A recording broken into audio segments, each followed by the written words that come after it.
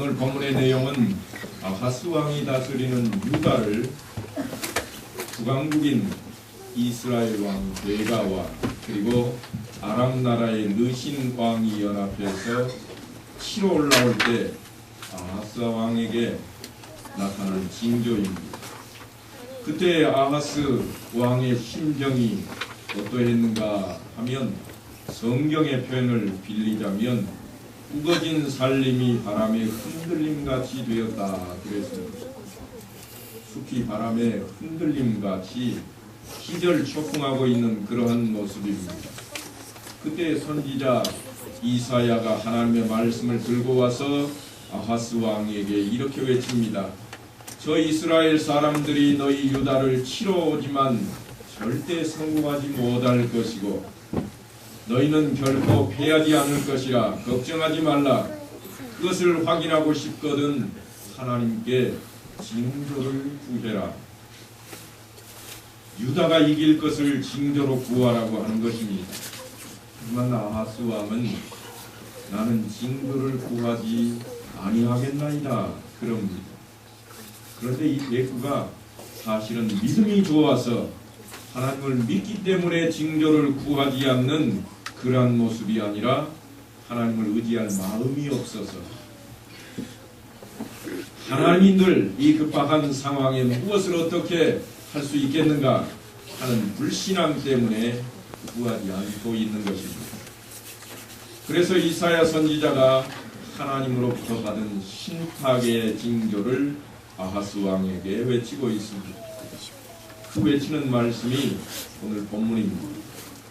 보라, 처녀가 잉태하여 아들을 낳을 것이요 그의 이름을 임마누엘이라 하리라. 그리고 이에 연관된 내용들을 12장에 이르기까지 선포하고 있습니다. 이스라엘과 아람이 동맹에서 쳐들어오고 있는 것을 걱정할 필요가 없다. 하나님은 너희의 편이고 너희를 구원하실 것이다. 이렇게 이루하시고 또 하나님께서 그렇게 하시고야 말 것이라고 하는 징조로서 동정녀 탄생을 약속하고 있습니다.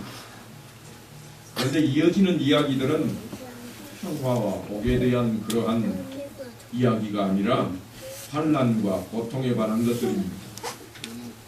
동정녀 탄생을 약속했음에도 불구하고 어떻게 하나님의 백성들이 환난과 고통 속에 있게 될 것인가 하는 것과 그런 이야기를 하는 중간중간마다 그러나 이새의 줄기에 산 사람이 나을 것이다. 하나님께서 약속하신 동정녀로부터 탄생할 어떤 분이 우리와 함께 있을 것이므로 임마누엘이라고 하는 이름을 갖게 될 것이다. 이 말씀을 후렴처럼 그렇게 하고 있습니다. 우리는 이제 이 문제에 대해서 조금 더 정신을 집중하고 하나님께서 그 의도하시는 말을 생각해 내야만 하겠습니다. 그러니까 예수님을 이 땅에 오시게 하는 것이 왜 그 시점에서 징조로 떨어져야 하는가 하는 것입니다. 지금 이스라엘 왕 베가와 아람 왕 르신이 연합군이 되어서 유다의 아하스 왕을 쳐들어오는 이 사건은 사실 예수님께서 태어나시기도 전인 800년 전의 이야기입니다. 예수님이 이 땅에 오시기 전에 800년 전에 이사야가 아하스 왕에게 와서 하는 말이 이스라엘과 아람이 쳐들어오지만 그들이 너희를 건드리지 못할 것이다. 더 확실히 알고 싶으면 징조를 구해라. 그래서 아하스 왕이 나는 안 구하겠습니다. 그랬더니 너는 그렇게도 하나님을 믿지 않고 있느냐? 하나님 앞에 너는 아무것도 의지할 것이 없느냐? 그렇다면 내가 징조로 주마 하고서 그 나온 것이 징조입니다. 동정녀 탄생이라고 하는 것이 그렇게 이제 성경에 기록되게 되었습니다. 아하스 왕도 결국 이스라엘과 다를 바가 없는 모습으로 하나님 앞에 지금 그렇게 서 있는 모습입니다. 그래서 몽땅 묶어놓고 이렇게 말씀을 합니다. 너희들은 나를 의지하지 않는구나. 나를 떠났구나. 그래서 이제 너희가 번역을 치르게 될 것이라. 그럴지라도 여호와의 노가 쉬지 않고 그 팔이 여전히 펴져 있을 것이라. 그래서 9장 21절에도 10장 4절에도 여전히 그럴지라도 여호와의 진노가 돌아서지 아니하며 그의 손이 여전히 펴져 있으리라 하시는 겁니다. 이 예언을 가만히 들여다보고 있다 보면 차라리 이스라엘과 아람이 쳐들어와서 당하는 편이 낫겠다 하는 생각이 들게 됩니다. 그것을 막아주신 하나님의 다음 약속이 감당하기 어려울 정도의 진노로 그들에게 가득 차 있기 때문입니다. 참으로 놀라운 일입니다. 그러면서도 중간중간마다 왜 임마누엘의 이야기가, 이세 뿌리에 관한 이야기가, 예수 그리스도의 탄생 이야기가 계속해서 반복해서 나타나야 되는가 하는 것입니다. 우리는 이것을 이해하기 위해서는 보다 성경 깊숙이 좀 들어가 봐야 됩니다. 성경 저 앞쪽으로 가면 출애굽기가 있습니다. 거기 출애굽기 3장을 보면 모세가 하나님의 부르심을 받는 장면이 나옵니다. 하나님께서 모세를 불러놓고 그럽니다. 내가 내 백성을 구하기 위해서 너를 애굽으로 보내야 되겠다. 그랬더니 모세 대답이 뭐라고 그러는가 하면, 내가 무엇이간데 어떻게 가서 내 백성을 꺼낼 수 있겠습니까? 내가 무슨 힘이 있고 무슨 권세로 그렇게 할 수가 있겠습니까? 그래서 하나님께서 내가 너를 보낸 것이 아니냐?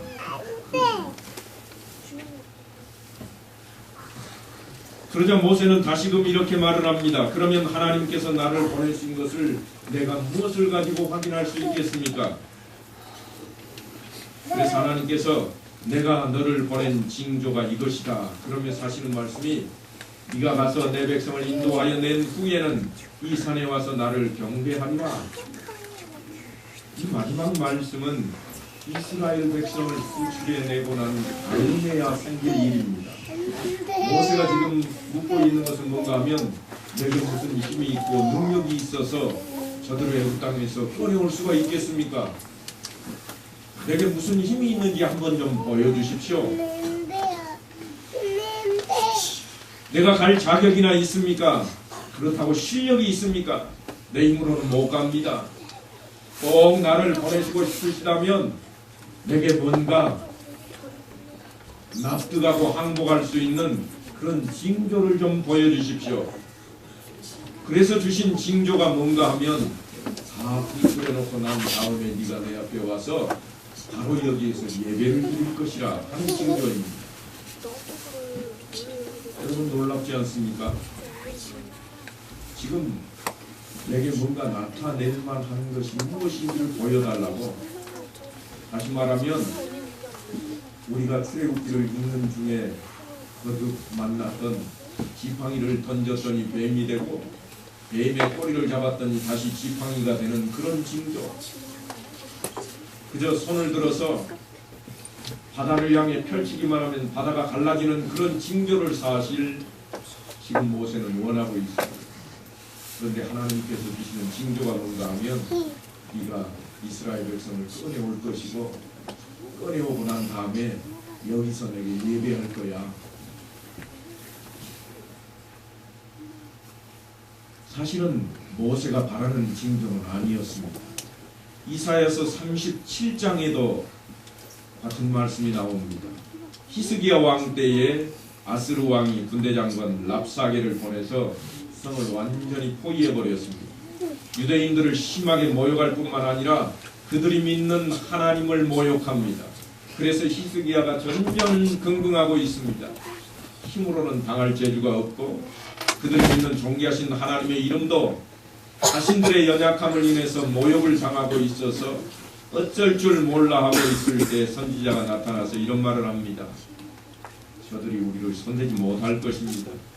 내가 징조를 보여줄 수 있는데 금년에는 땅에서 나는 것을 먹고 내년에는 스스로 난 것을 먹고 제3년째에는 너희가 농사 지은 것을 먹게 될 것이라.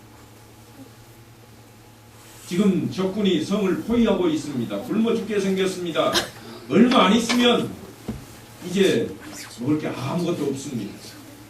그런데 지금 징조를 주시는데 뭐라고 그러는가 하면, 저들이 너희를 손 못 댈 거야.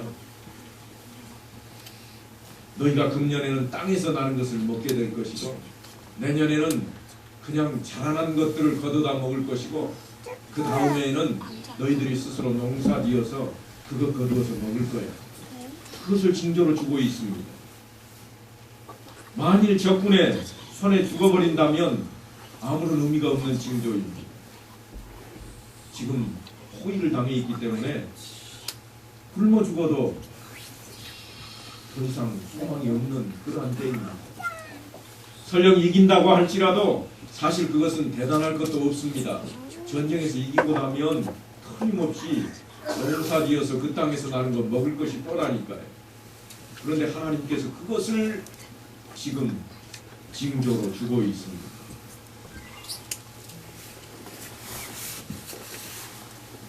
그리고 지금 당장 문제가 되는 것은 쳐들어오는 적군을 이기느냐 못 이기느냐 하는 것인데 이 싸움에서 이기게 해주려면 적어도 싸움이 시작되기 전에 무엇인가 징조를 주어야 됩니다. 그래서 사실은 적군 진영에 지진이 일어나 버리든지 아니면 미국 텍사스에 불어대는 그 토네이도가 덮쳐버린다든지 이래야 뭔가 징조가 되는 겁니다. 그러나 우리에게 보여주는 징조는 모두가 다 이 사건이 해결된 다음의 것들을 징조로 주고 있습니다. 지금 아하스 왕에게나 모세에게나 히스기야 왕에게는 당장 당면한 문제가 가장 중요하고 시급한 문제입니다. 사랑하는 성도 여러분, 우리도 그렇잖아요. 내게 당장 당면에 있는 것, 이것이 지금 문제입니다. 어떤 분은 당장 먹고 사는 게 문제가 되기도 하고 어떤 분은 당장 회사가 어려움에 처해서 문제가 되기도 하고 어떤 분은 병들어 있어서 문제가 되기도 합니다. 그래서 하나님 앞에 기도하고 구했더니 늘 성경을 읽어봐도 내게 들려오는 말씀은 그저 네가 내게 예배할 것이라 나를 찬양할 것이라 그런 말씀만 들려오고 있습니다. 여기서 죽어버리면 여기서 실패하면 그 다음에 일어날 문제는 아무것도 아닌데 하지만 하나님께서는 이 문제로 너희가 끝나지 않는다 이렇게 약속하시면서 그 약속의 확실한 보증으로 징조를 주고 계신다고 하는 것입니다. 그런데 이 징조를 지금 사건이 벌어지기 전에 무엇인가를 주시지 아니하고 이 사건이 다 해결되고 난 뒤에야 있을 것으로 징조를 주고 있다고 하는 것입니다. 여러분 우리 옆 사람들과 한번 인사 한번 하십시다. 메리 크리스마스. 메리 크리스마스. 우리가 이 땅에 살아갈 때 제일 큰 위로와 확신을 얻어야 하는 부분은 우리 모두가 아하스 왕과 같은 존재로 서 있고 우리 주변은 모두가 다 이스라엘 나라처럼 아람 왕의 그 군사들로 둘러싸인 곳에 살고 있다고 하는 것입니다. 성탄절을 맞이할 때마다 우리가 어떤 입장에서 예수 그리스도의 동정녀 탄생을 기억해야 되겠습니까? 바로 아하스 왕에게 약속의 표로 주신 그 징조의 뜻을 생각하며 성탄절을 맞이하고 동정녀 탄생을 기억해야 됩니다. 그것이 왜 중요한가 하면 오늘날 우리가 신앙의 길을 걸어가면서 당하고 있는 문제들을 한번 자세히 들여다보십시오. 우리가 지니고 있는 신앙, 그 믿음으로 이 세대를 이길 수 있으리라고 그렇게 생각을 하십니까? 나는 믿음 때문에 다 이길 수 있다. 나는 예수 믿기 때문에 절대 아프지 않고 나는 예수 믿기 때문에 먹는 거 걱정 없고 나는 예수 믿기 때문에 사업을 해도 다 성공할 것이다. 그렇게 확신들을 하십니까? 우리를 향해서 우리를 삼키려고 우리를 멸망시키려고 으르렁거리고 있는 성난 파도 앞에 서 있는 이로편지요.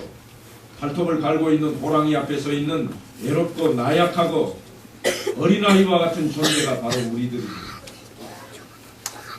우리는 모두 쳐들어오고 있는 이스라엘과 아람의 연합군대 앞에서 어찌할 바를 모르고 두려워 떨며 속수무책으로 전전긍긍하고 있는 나약하고 외로운 아하스 왕과 같은 존재들입니다. 과연 내가 예수님의 말씀대로 사는 것이 잘하는 일인가? 정말 세상을 향해서 희망이 있고 싸움을 해서 이길 자신이 있는가? 사실 이런 고민이 우리 앞에 좀 있어야 됩니다.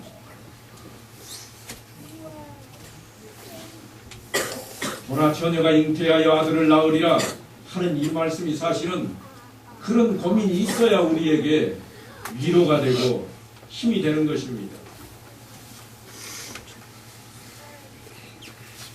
그러니까 무슨 말씀인가 하면 동정녀가 아들을 낳게 된다는 이 말씀은요, 처녀의 몸에서 아이를 낳게 하시는 그 하나님, 내 눈으로 보아도 승리의 조건도 없고 근거도 없고 가능성도 없어 보이던 이 사건일지라도 어떻게든지 가능하게 하시는 분이 하나님이 아니겠는가 하는 믿음을 줄 수 있는 사건이 동정녀 탄생이라고 하는 겁니다. 여러분 한번 생각해 보십시오. 여러분 병 낫는 것이 쉽겠습니까? 처녀가 혼자 있다 아이 낳는 것이 쉽겠습니까? 어느 쪽이세요? 틀림없이 여러분 병 낫는 게 더 쉬울 거예요. 그러지 않겠어요? 여러분 사업에 실패했어도 내가 다시 사업에 승리해서 이겨내서 다시 한번 사업을 잘할 수 있는 것이 더 쉬운 일이겠습니까? 아니면 처녀가 아이 낳는 게 더 쉽겠습니까? 지금 그 이야기입니다. 동정녀 탄생 이야기는요, 하나님께서 지금 우리에게 그 말씀을 하고 있는 겁니다. 왜 하필이면 예수가 동정녀를 통해서 탄생하는가? 그저 하나님께서 내려오실 수도 있는데 그것을 너희가 한번 생각해봐라. 어느 게 쉽겠느냐? 그런 하나님이라는 말씀입니다. 처녀로 아이를 낳게까지 하시는 하나님, 성령으로 잉태하게 하셔서 아이를 태어나게 하시는 그 하나님을 믿는 우리라고 말입니다. 그러니 우리가 못할 것이 무엇인가? 지금 이 말씀을 전하기 위해서 성경이 끊임없이 동정녀 탄생에 대해서 또는 임마누엘이라 하는 말씀을 통해서 우리에게 외치고 또 외치고 있는 것입니다. 그런 능력의 하나님이 나를 사랑하시고 나를 붙드시고 나의 생에 간섭하셔서 이스라엘과 아람의 군대들로 둘러싸인 무력하고 두려워 떠는 아스왕과 같이 세상의 고통과 어려움 속에서 떨고 있는 나를 승리하게 하실 것이다. 이런 말씀입니다. 이런 메시지를 성탄절이 담고 있는 겁니다. 그래서 우리가 이 세상에서 아무리 처참하고 처절하고 좌절한 그런 가운데 있다 할지라도 성탄절을 맞이하는 순간 예수 그리스도께서 동정녀 탄생하셨다는 것을 기억하는 순간 처녀로 아이를 낳게도 하시는 하나님인데 하는 이 생각을 통해서 우리 안에 있던 절망도 좌절도 사라져야 한다고 하는 것입니다. 왜냐하면 그 이름을 임마누엘이라 하리라 하시기 때문입니다. 임마누엘이라. 그래서 우리말로 바꾸면 하나님이 우리와 함께 계신다 이런 말입니다. 그 하나님, 처녀로 잉태하게 만드시는 그 하나님이 나와 함께 계신다. 그러니 여러분, 우리 앞에 할 수 없는 것이 무엇이 있겠습니까? 안 되는 것이 무엇이 있겠습니까? 하나님의 뜻대로만 한다면, 하나님의 계획대로만 나간다면, 하나님께서 예비하신 그 길로만 우리가 간다면 틀림없이 그것들은 다 이루어질 것입니다. 이 성탄의 아침에 가정마다 또는 여러분이 운영하시는 그 사업터마다 나가는 직장마다 이 놀라운 소식을 통해서 그 하나님께서 우리와 함께 하심으로 이제 우리가 할 수 있다는, 일어설 수 있다는 그러한 용기를 가지시기를 간절히 소망합니다. 그 하나님이 우리와 함께 하십니다. 여러분 힘을 내십시오. 용기를 가지십시오. 그리고 일어서야 됩니다. 이 성탄절이 힘과 용기로 새로운 원동력을 얻는 귀한 절기가 되시기를 간절히 축원합니다.